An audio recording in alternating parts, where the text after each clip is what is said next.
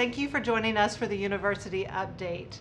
We are excited to welcome Dr. Brown as he will share information about what's been happening on our campus over the past year. It's been an exciting year. So will you join me in welcoming Dr. Brown?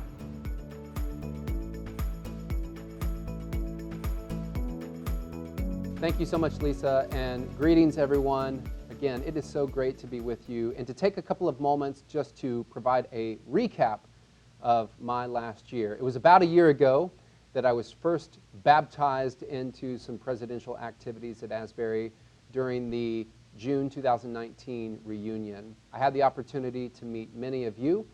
I hope to continue to cultivate those relationships.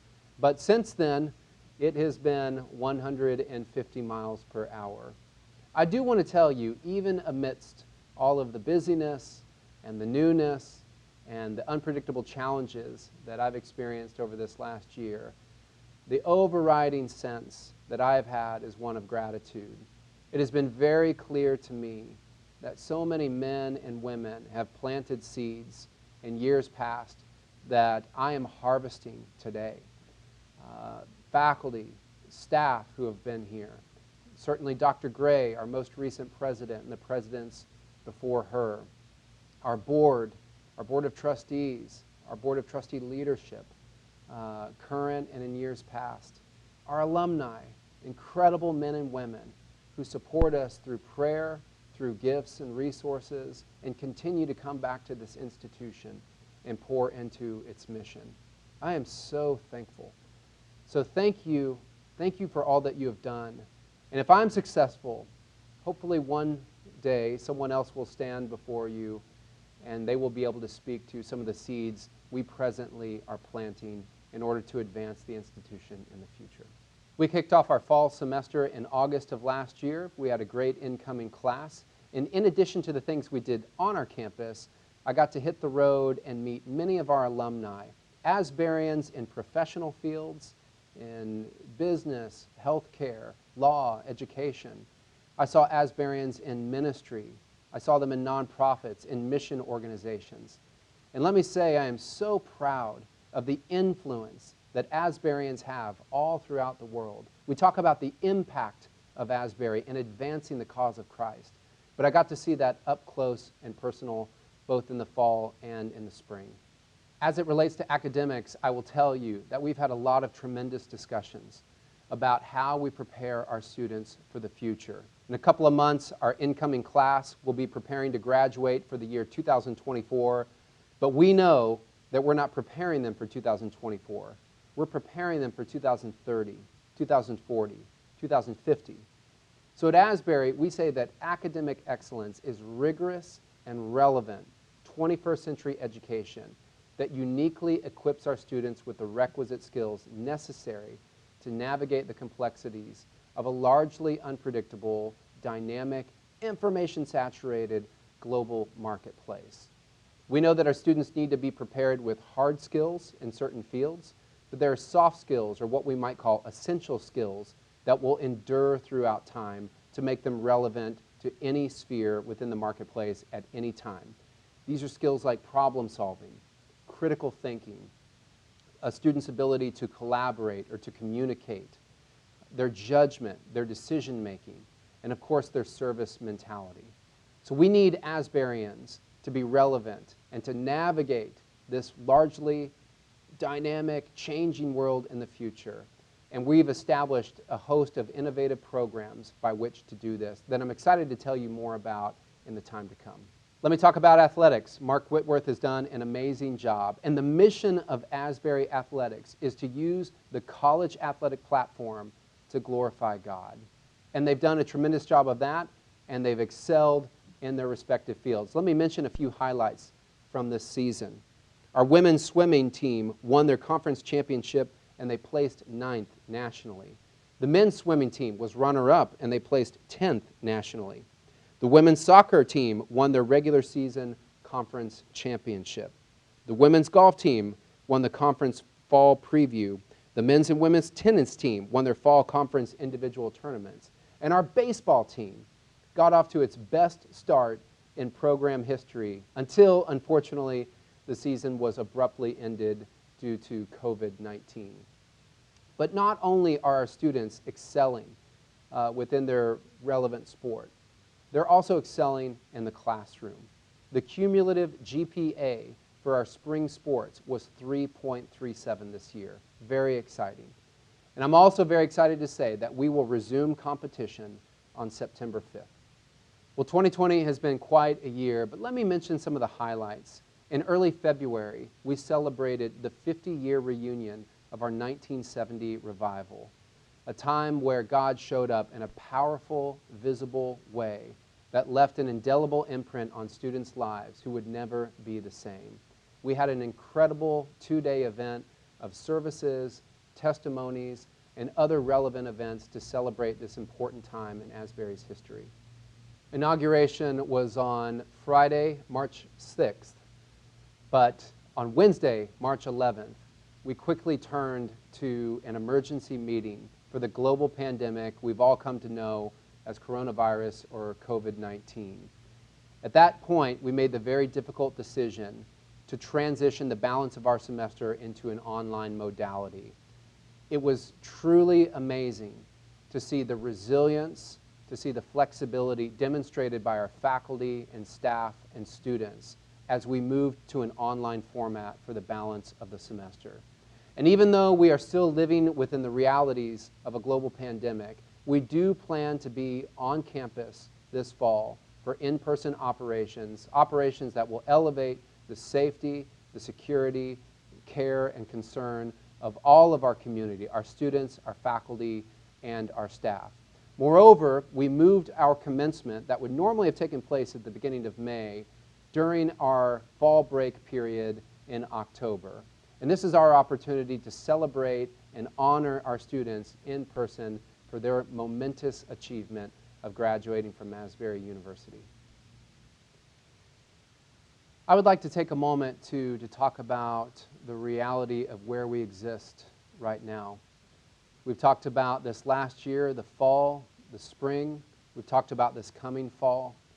But at this given point, we are sobered. I am sobered by some of the challenges and the realities that we experience across the United States. Challenges of racism, challenges of a fractured and divided political atmosphere. And during this time, we commit to listen. We commit to prayer. We commit to mining our relational network so that we can grow and come closer together. And we commit to exhibiting the fruits of the Spirit, to do what it takes to look more like the people of Christ. This is an important moment for Asburyans, an important moment for the church. And we want to live into the fullness of God's people and who God desires for us to be.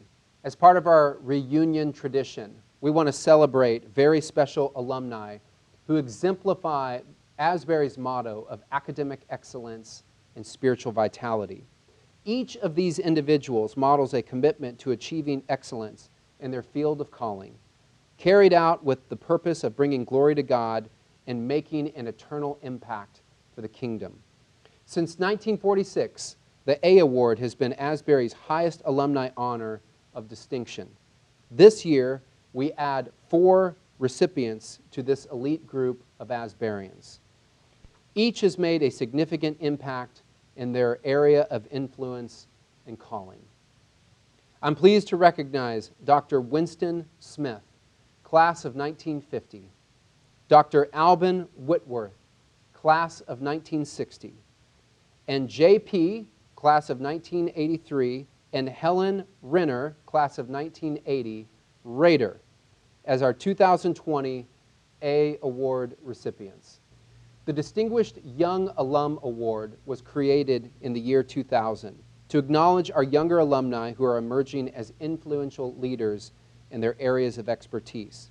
This year, we recognize Sarah Seaton, class of 2005, Cuban, a young professional influencing the world for Christ in the area of TV production and entertainment.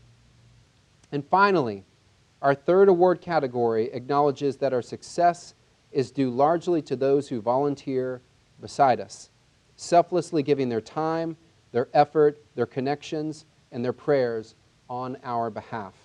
We are thankful for the volunteers and their vital partnership, which is why we created the Asbury University Volunteer of the Year Award.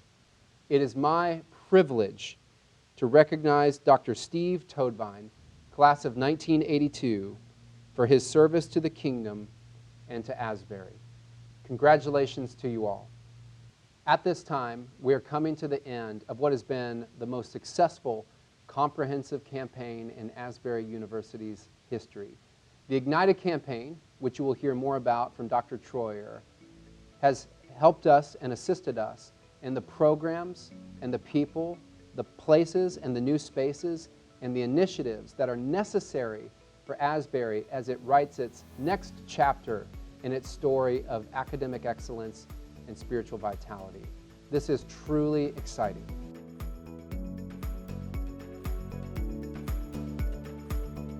Thank you, Dr. Brown. I'm Mark Troyer, our Vice President for Advancement. I'm outside behind Hughes Auditorium with the Student Center behind me. I wish I could see your faces. We'll have to do this virtually. But it is my privilege to give an almost final report on the Ignited campaign, which officially ends on June 30th. Many are still working on gifts and pledges, and we will give you a further update in the Ambassador this summer.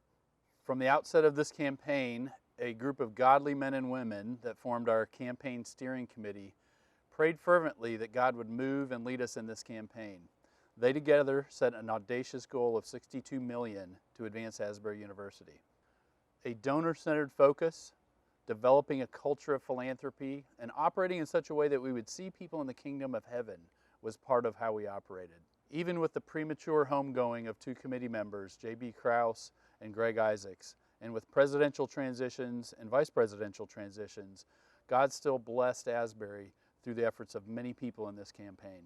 In 2014 in the spring, a readiness study was done for this campaign. That summer, the Quiet Phase was launched, and in 2016, we announced over $39 million in gifts and pledges in the public launch of the campaign that happened at Reunion in Hughes Auditorium. Focus areas of facilities, scholarships, and experiences were main areas of fundraising in this campaign, with a variety of projects in each of those areas. We had over 100 volunteers step into different roles in encouraging others to give and step into this campaign. Thank you all so much. The depth and breadth of partnerships from people from all walks of life have been exciting and overwhelming for Asbury's future. We've had over 8,500 people step into campaign pledges and gifts during this campaign. Close to 600 people have joined our President's Leadership Giving Society, which is double what we used to have. We've generally had a couple people who could step into $1 million or more gifts. Through this campaign, we've had 14 families or foundations step in at that level. Asbury's future is bright. We have over 200 who have put Asbury in their estate, with 75 of those or more stepping into that during this campaign. The impact of this campaign has already been felt. Facilities have been renovated or built, including Windsor Manor, a beautiful guest house, athletic facility renovations, including an indoor practice facility. Academic success areas, our Center for Academic Excellence has been renovated. We've added the Pitt Center for Public Policy. The Kinlaw Study Center includes 7,000 volumes of Dr. Kinlaw's personal books. These have been blessings to us. The bulldozers are warming up so that in mid-July, Fletcher Early, which is back to my right, will be coming down to make room for the Collaborative Learning Center, a 54,000 square foot building that will be focused on business and science, will house classrooms, offices, labs, auditorium, and a connected space that will be great for our campus. We are anxious to get our students back this fall. We're excited to show them improvements in the Student Center. New flooring, new paint, new furniture, offices from student development will be on the second floor. So when they come back, it will be fresh and bright for them. Our students have already been impacted by $32 million in scholarships, both endowed and non-endowed. Many of these scholarships honor favorite faculty and family members. This is $5 million over the $27 million goal in this area. In our experience area, I'm happy to report we were 156% of the goal set in that area. Faculty development, faculty recruitment, investment in academic programs, students being able to go overseas for internships, as well as the important area of investing in our endowment for the long haul for Asbury University. We're all parts of this area. Paul talks about in Ephesians that God is able to do more than we ask or imagine. I am humbled to be part of a team of volunteers and staff who have prayed, sacrificially given, and asked for God's guidance and direction that have gotten us to this point in this campaign. We have harvested, plowed fields of others before us. So I am excited to be able to share the overall total with you. If you were in Hughes Auditorium, I'd ask for a drum roll right now. But since you're not, our students wanted to get creative and share this number with you in a really unique way. So take a look.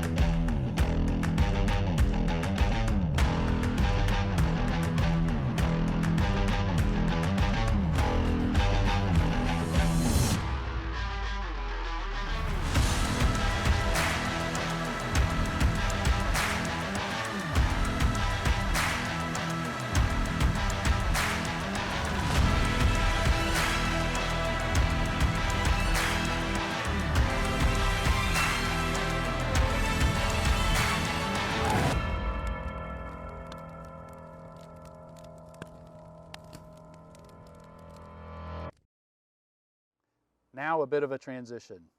As you know, Reunion includes the Reunion Gift Project, an important piece of our history where the banner year classes and others give back to the university in a project. We're excited this year to have Dr. Steve Corbett, newly retired, congratulations, chairing our Reunion Gift Project, and he's going to give you an update. Thank you, Mark. I really am enjoying retirement. I should have done this long ago. We celebrate with the Asbury family that more than $73 million has been raised during the Ignited campaign. It's been an honor for Denny and I, along with our family, to invest in the future of Asbury with the giving of our time, our treasure, and our talents. As Mark mentioned, I've had the privilege of chairing this year's Reunion Gift Project during a very unusual year. I first want to thank the committee, made up of class chairs for each reunion class. Their names are listed on the Reunion Gift webpage, and they've all done a great job. So thank you very much, team. President Brown, on behalf of the alumni community, I'm pleased to virtually present to you the 2020 Reunion Gift Project.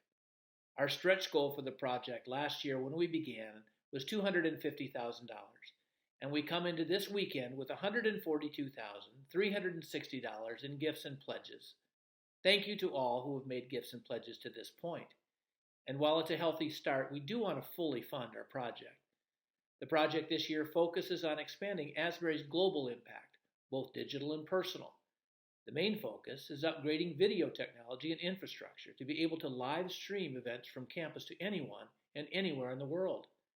We're also providing financial assistance to students to go on cross-cultural and mission trips. If we were on campus, and boy do I wish we were, I would have been challenging you through this weekend to up the ante. There's usually been some fun class competition. So I do want you to know the 5 top classes as of today. The Voyager class of 1980 is leading the pack, and they're about $9,000 ahead of the second place Highlander class of 1960. They're followed by the Conquerors of 65, the Valiants of 70, and the Panther class of 75. But we're not done fundraising. I encourage you to please consider investing in the project. You can easily do so at asbury.edu/reuniongift. Now, if you're like me, you may not have known what live streaming of events involves. So I want you to hear from 2 experts at Asbury to explain how beneficial the streaming portion of this gift will be. And again, thank you from the bottom of my heart. It is my privilege to oversee strategic communications for the university, as well as intercollegiate athletics. So it is very exciting to think about the impact of the Reunion Gift Project. As graduates of Asbury, each of us can reflect on the meaningful moments that God used to shape our college experience. The focus of this reunion gift is to provide new technology to enhance the live streaming of events taking place all over our campus. This will transform our ability to tell the Asbury story and extend the reach of this great university. We are creating what's called an NDI system, which is an internet-based video production system that actually allows us to reach every building on our campus.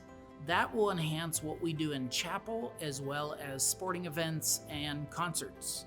It will allow us to actually put special events that happen on campus. We can put that out to anyone in the world. But it also allows us to bring all of that technology back onto campus. Our media students can work on concerts, athletic events, and chapel.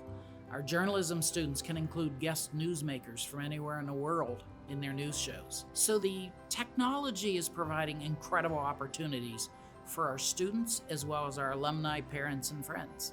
This will not only allow us to communicate more effectively with our alumni, but this will better equip us to grow enrollment and expand our donor base as well.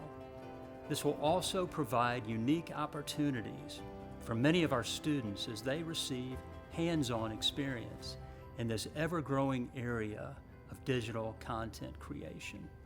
So on behalf of our great students, our faculty and staff, we thank you.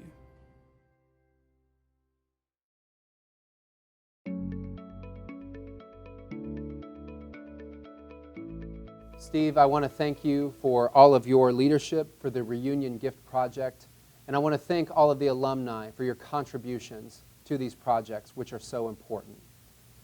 I'm so excited about the success that we have had with the Ignited campaign. I'd be remiss, again, if I did not thank all of you for your prayers, for your participation, for seeing this campaign through when it began 6 years ago. You are planting seeds today that we will be able to harvest in the future for the success, for the viability, and for advancing the cause of Christ through academic excellence and spiritual vitality for Asbury University. Please hear my heartfelt thank you. At this time, we get to hear from our student body president, Demarion Johnson. Demarion is a fantastic individual. I'm excited to have a year where we get to meet with one another in each of our respective capacities. But he's also a friend. He's a fantastic leader, and his leadership will impact our campus in exciting ways. So I'm happy for you to meet him, as he is interviewed right now by Dr. Sarah Baldwin, who is our VP of Student Development and our Dean of Students.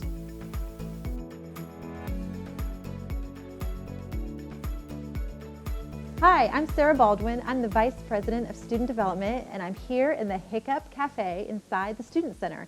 And I get to talk with our student body president. So, Demarion, will you introduce yourself? Absolutely. My name is Demarion Johnson. I am serving as the student body president in this upcoming year. I'm currently a senior here at Asbury, studying communication with an emphasis of public relations and a minor in political science. I'm so excited to be here today. Demarion, what would you like to tell the alumni about today's students? I think something that I would really enjoy telling the alumni is that our student body right now is a student body that wants more, and more in a sense of answers of why do things work the way that they do, why are things happening the way that they are. So that just gives us the opportunity to have more conversation, and how do we as Christians involve ourselves in the conversations of the secular society. So that lets us to look at how does the ministry of Jesus and the gospel and the Bible in general look at these hard and difficult conversations that we're having on race, and how does the kingdom become inclusive and not exclusive, and how do you present these things in a different way to bring people to Jesus, but also create a relationship with them in that same aspect. So you mentioned a little bit about some of those challenging conversations that you would like to have. You talked a little bit about racial tension and reconciliation.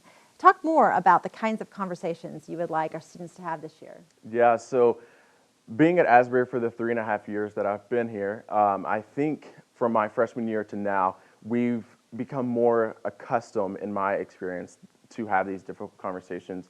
Particularly, I am more involved in the racial reconciliation conference, in the conversations that we have.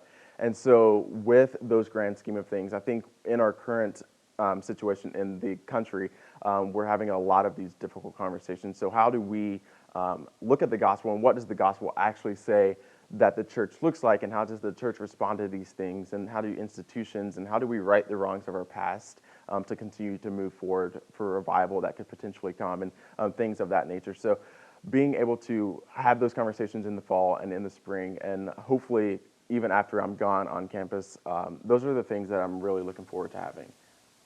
Thanks. And when you think about being the student body president and the executive committee, student government overall, what are some goals that you have for this year? Yeah, so I think within this last year, I served as the vice president of student governance on the executive cabinet. And I think one of the big targets that we had was not to have tangible goals, but more of like goals, how do we measure attitudes and how do we change the culture or move the pendulum on campus? And we chose the theme of last year of accountability. So how do we keep each other accountable, the administration accountable, and student leaders accountable through our thoughts, words, and deeds?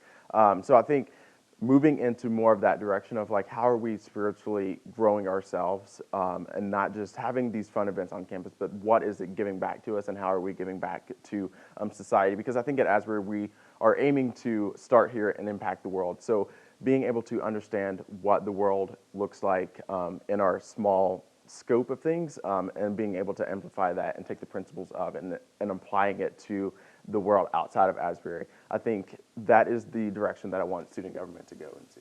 That's really exciting. I'm really looking forward to working with you on that.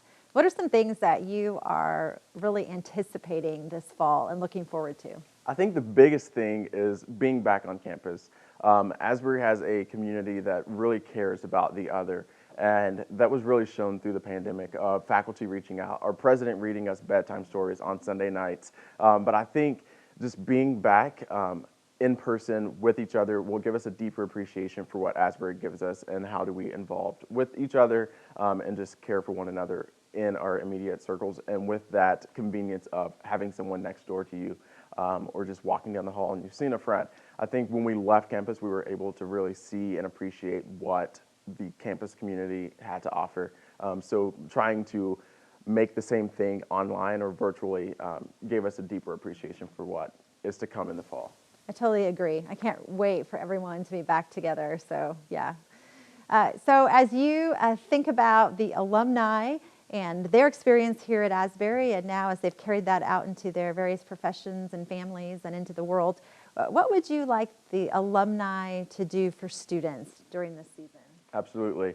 I think one of the biggest things that as growing young adults or college students, prayer is the biggest thing that you all could offer for us, and just pray with us in home lives and financial situations and just making the journey through college and learning those different adjustments.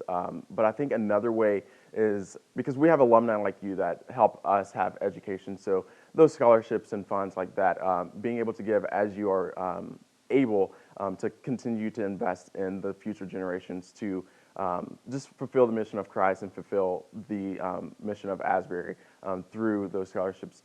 But I think one of the biggest pieces that we as a student body long for from our alumni is the networking and connections professionally and even personally, having small groups and sitting down and having coffee, but looking into career paths of seeing, oh, we have a successful alum in this avenue. How do I get in touch with them? And so making yourself readily available for us to reach out and ask questions about, oh, what was your journey of getting into this career field and what should I look for and how is this currently evolving, and when I leave Asbury, what should I expect? So I think being able to network, pray, and just invest in the future generations is probably the biggest things that I would ask of the alumni. Thanks, Demarion. Alumni, I hope you got to hear some of Demarion's heart there, and we really do covet your prayers for our student body, for our campus, especially at this specific time as we anticipate coming back together with all the challenges that are in our world and in this cultural moment. So thank you for your prayers, and thank you for the ways that you support our student body.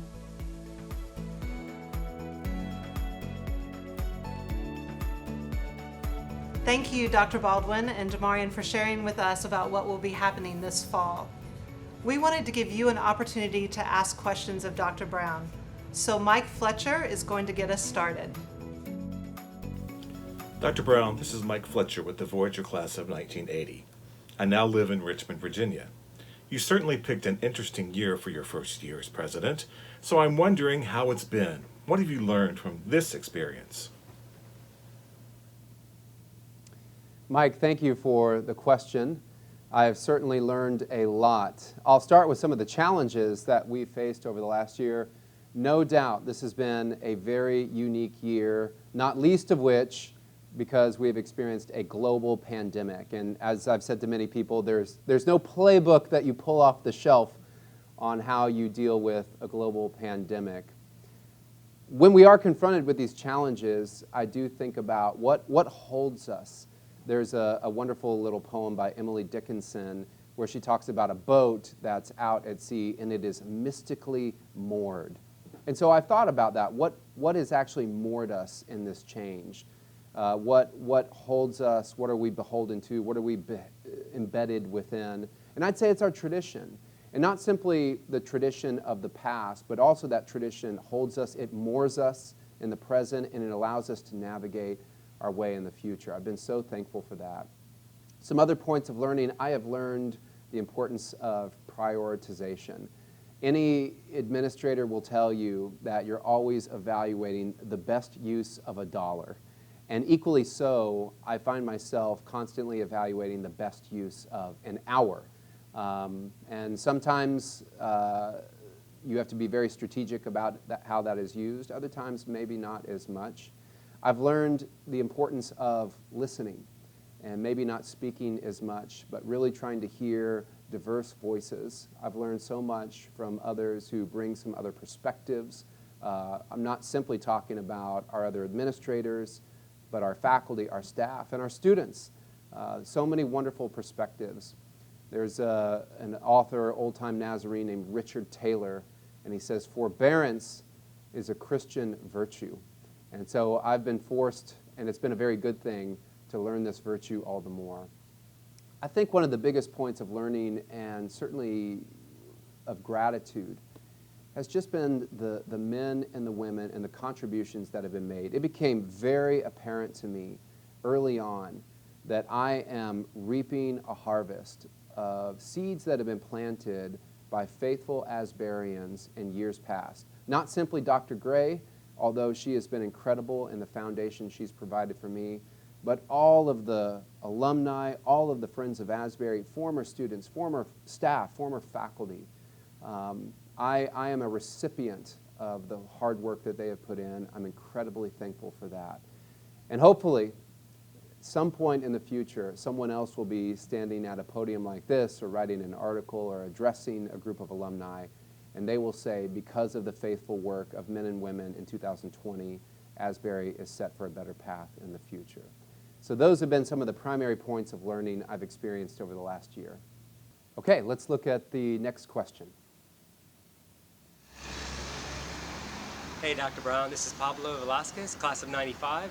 I'm here in Chicago, Illinois, Little Village neighborhood. I'm here with my wife, Heather, class of '95 as well, and my two high school age kids. We live in a very impoverished neighborhood on the west side, but I was wondering, there are lots of brilliant kids here with deep faith roots, and so I was wondering, what can I do as an alumni individually, and what can the rest of the alumni do collectively to help get more of these kids from neighborhoods like these and similar all across the country to consider Asbury, knowing that financial support is really the biggest problem that we've got now getting kids to Asbury. So what can I do, and how can I get others to help in that? Thanks a lot. Pablo, thank you. I really appreciate the question. And let me say right off the bat, you already do a lot, Pablo. So I appreciate your heart for creating pathways for a diverse group of students to come to Asbury as an institution. I could talk about the various things that alumni could do to create these pathways, as you've mentioned. And I'm not trying to deflect from the question. I do think that it is important to talk about first, though, what does Asbury need to do as an institution to create the kind of hospitable environment for different students to come in, first-generation students, multicultural students to come into our environment. I think first and foremost, you hit it. We have to have sustainable financial pathways for our students. And this means being very deliberate about carving out scholarship money, carving out programs that would allow students who otherwise may not have the opportunity to afford an Asbury education to come and to experience Asbury. Again, whether this is a first-generation student, a minoritized student, we have to be very deliberate about how these students can, again, create a pathway to come here. I think it's very important when we talk about this, it's not something that will happen accidentally.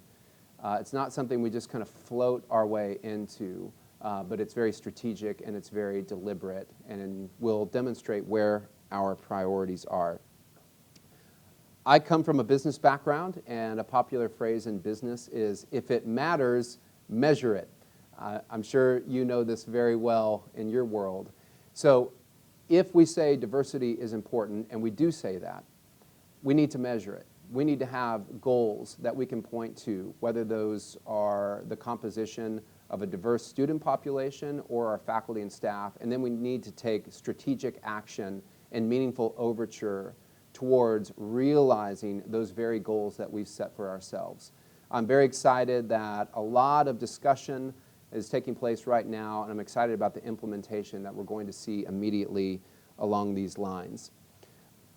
Let me just, I can say, I can go through some very good pragmatic reasons why we need to get this right. I could talk about demographic shifts that are going to occur over the next decade. But I want to rest on some of the theological rationale as to why we need to get this right. I oftentimes share with our community one of my favorite expressions by John Wesley.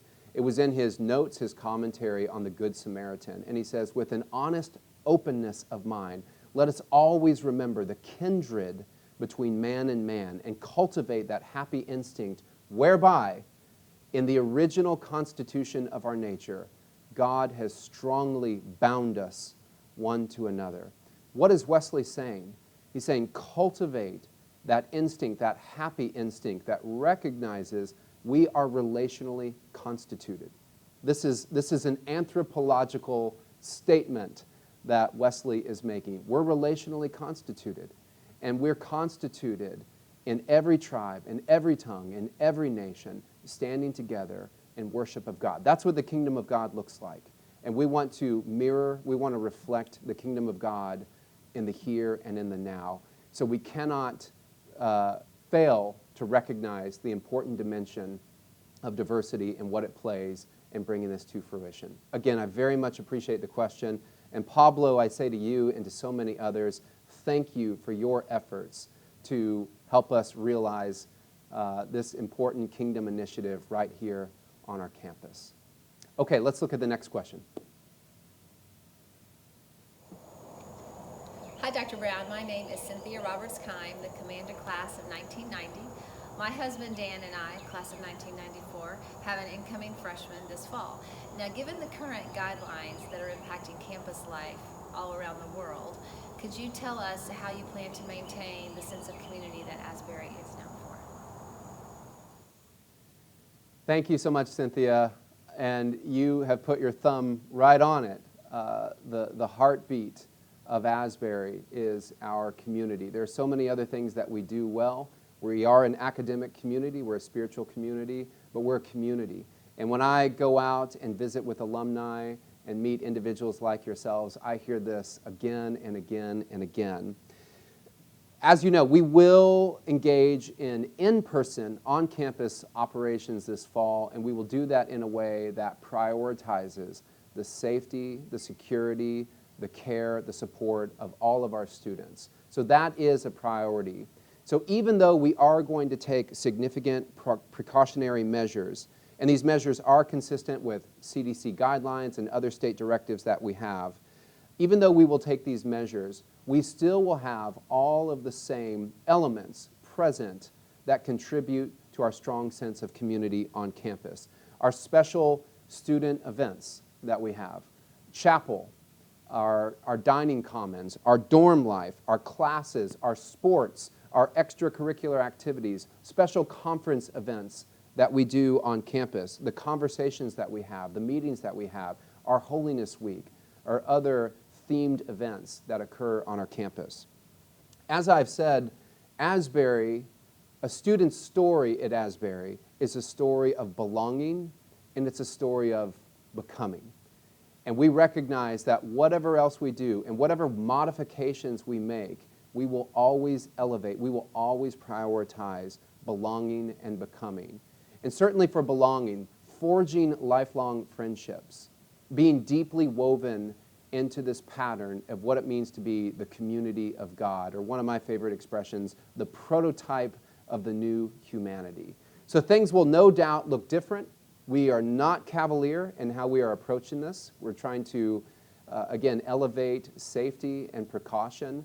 But at the same time, we want to make sure that we are very deliberate and intensely focused on maintaining this important communal attribute at Asbury. So I really appreciate your question.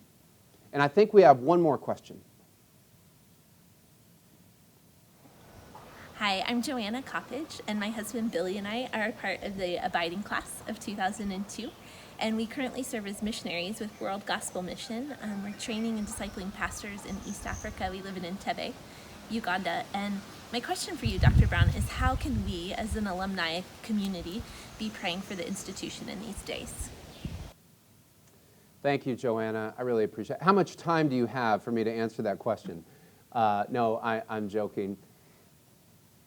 I will say this. In Acts 27, you're familiar with a very interesting passage to me, an interesting theological passage. It's Paul. He's sailing for Rome, and there's a lot of fear on the ship. And you might recall Paul addresses everyone on the ship, and he says, don't be afraid. Take food. Take courage, because an angel appeared to me last night and let me know that not a hair on each person's head would be lost, that everyone would be saved on this ship. Don't worry, your lives are safe. Nevertheless, we need to run this ship aground. Nevertheless, we need to swim. We need to take action. So it's this very interesting, a statement of faith and a statement of action. And I think there's an inherent tension in this. Where do we exercise our faith and where do we exercise our action? And this really is, I think, something that we need prayerful discernment in order to exercise faithfully.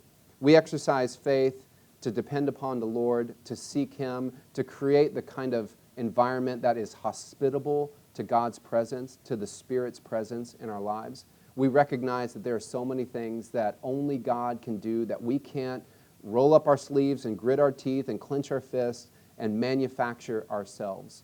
So we're very much in recognition that we need the Lord. But we also recognize that we are stewards. I am a fiduciary of Asbury to steward its resources in the most faithful way possible. So I would pray for wisdom as we consider where we exercise faith, where I exercise faith, and of course where I exercise good stewardship. I will also mention to you that there are social, economic, political, and cultural forces today that threaten the continuity of Christian education that have not existed in years past. I don't say that from a warrior posture, a culture warrior posture, nor do I say that out of fear, but it really is a time to be alert. It really is a time to be as shrewd as serpents and innocent as doves, as Christ says in Matthew 10:16. So I would pray for that, ask for your prayer along those lines. Personally, I always ask folks when they ask me what they can pray for, please pray for my family. My wife Maria Campbell, my oldest son Ada, my daughter, and then my youngest son Oliver. We are continuing to adjust to the life of an administrative position, and we've had blessed time together, and there have been other times where we need to make adjustments. Pray specifically that when I'm home, and when I'm at work, and not the opposite. And then I would just ask for your your specific prayers, I think I've read Proverbs 3 to 4 times since I started last summer. I'm seeking wisdom. I'm seeking prudence, the right thing at the right time, at the right reason. And this is an age where there's a necessity, certainly to exercise righteousness, but also to exercise wisdom. So I'm praying for revelation and growth in wisdom in areas that muscles I've not had to flex before. So I'd certainly ask for your prayers along those lines. But please know, Joanna, to yourself and to so many other Asburyans who are praying for me and my family and for Asbury, sometimes daily, you will never know the full extent of what that means.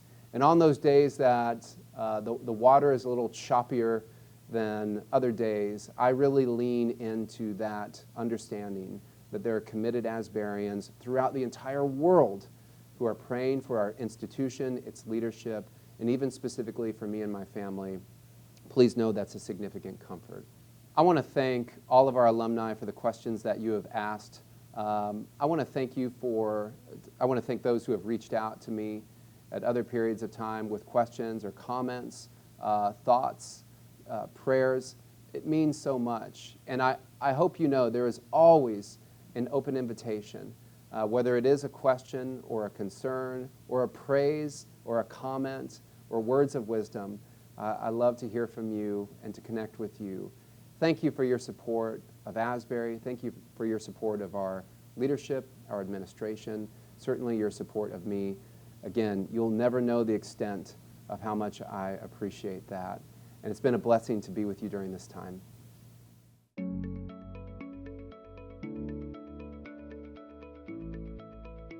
Thank you so much for being a part of our reunion weekend. We have one more event to happen, and that is our class gatherings this afternoon at 1 p.m. We hope that you will join us for that. But more than anything, we just wanted to say thank you for being a part of this new virtual reunion. We've never done this before, and it's been an exciting time, and we're so grateful that you took the time to be with us. We hope that you will be able to join us next summer on campus for our reunion in June 24th through the 27th. So mark your calendars right now. Many blessings on you as you lead and serve all over the world. We appreciate you and we love you, and we hope to see you on campus soon.